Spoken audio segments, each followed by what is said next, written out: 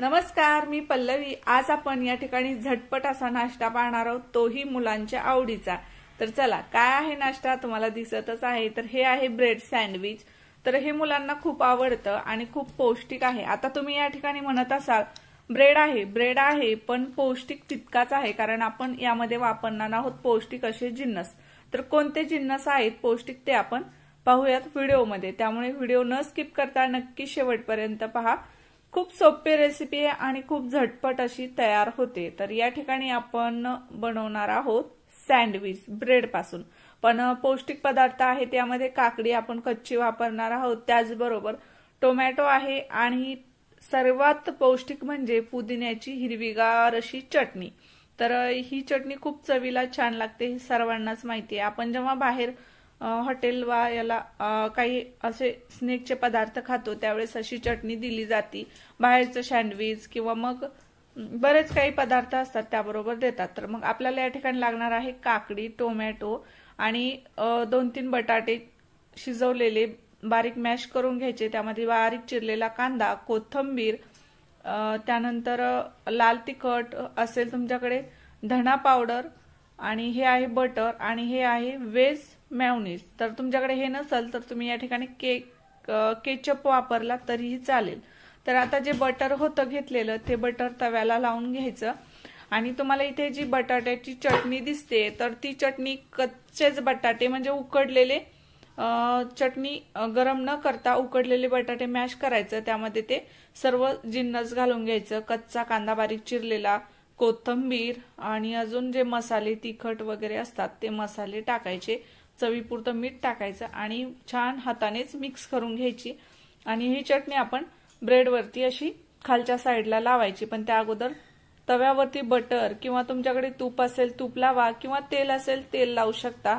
आणि तुम्हाला कमीत कमी वापर करायचा असेल तर फक्त खाली तव्याला एक वेळेस लावायचं, परत बाकी नाही लावलं तरीही चालतं, कारण बऱ्याच जणांना ऑइली नाश्ता आवडत नाही। त्यामुळे तुम्ही फक्त तव्यावरती एकदा ग्रीस करून घ्या, तेल, तूप किंवा बटर, हे तिन्ही ऑप्शनल आहे, तुमच्या आवडीनुसार तुम्ही वापरू शकता। मी घरगुती बटर वापरलेलं आहे, म्हणजे लोणी, घरचं जे म्हशीच्या दुधावरचं लोणी बनतं ते वापरलेलं आहे।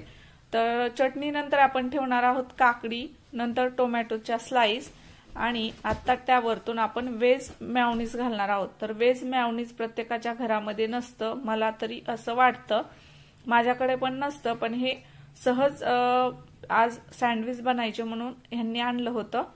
तर या ठिकाणी तुम्ही केचपचा वापर करा, केचप पण खूप छान लागतं। तर हे बघा, असं मेयोनीज लावून घ्यायचं आणि त्यानंतर आपण अशी पुदिन्याची चटणी, जे वरचं ब्रेड झाकणार आहोत त्याला लावून घ्यायची आहे।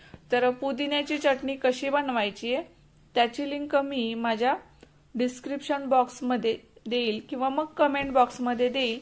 मी एक दही वड्यांचा व्हिडिओ शेअर केलेला आहे, तर त्या दही वड्यांच्या व्हिडिओमध्ये मी ही हिरवीगार अशी पुदिन्याची रेसिपी चटणीची तिथे तुम्हाला दिलेली आहे, म्हणजे बनवलेली आहे।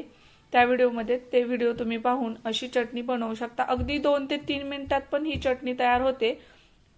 आणि तुम्ही जे बटाटे हे रात्री उकडून ठेवलं तर सकाळी सकाळी झटपट असा नाश्ता तयार होतो, खूप पटकन होतो आणि मुलांना तर खूप आवडेल। तुम्ही डब्यामध्ये सुद्धा देऊ शकता मुलांना। जर एखाद्या वेळेस घाई गडबडीत डब्बा द्यायचा असेल तर मग बटाटे रात्री उकडून ठेवा किंवा सकाळी सकाळी उकडून झटपट असा नाश्ता तुम्ही देऊ शकता, टिफिन असो किंवा खायला असो त्यांना, तर मुलं खूप आवडीने खातील। जरी टिफिन मध्ये तुम्हाला द्यायला थंडगार आवडत नसेल तरी तुम्ही सकाळी सकाळी गरमागरम मुलांना हे छान असं व्हेजिटेबल्स वापरलेलं पौष्टिक सँडविच बनवून दिलं तर मुलं खूप आवडीने खातील।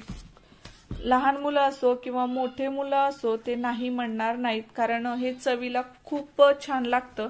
तुम्ही एकदा ट्राय करा आणि मग तुम्हाला याची जर चव कळाली तर तुम्ही बघा, रोज असं सँडविच बनवून खाल आणि खूप पौष्टिक आहे। तुम्ही बघितलंच आहे, मस्त असे छान व्हेजिटेबल्स आहेत, कच्च्या पुदिन्याची चटणी आहे, चटणी पण खूप छान लागते, त्यानंतर बटर वापरलेलं आहे आणि काकडी, टोमॅटो, खूप सारं यामध्ये व्हेजिटेबल्स असं वापरलेलं आहे। तुम्ही या ठिकाणी कांदा वापरला तरीही चालेल, पण लहान मुलं मोठे मुलं असो एखाद्या वेळेस कांदा खात नाहीत, त्यामुळे कांदा स्किप केला तुम्ही तरीही चालेल।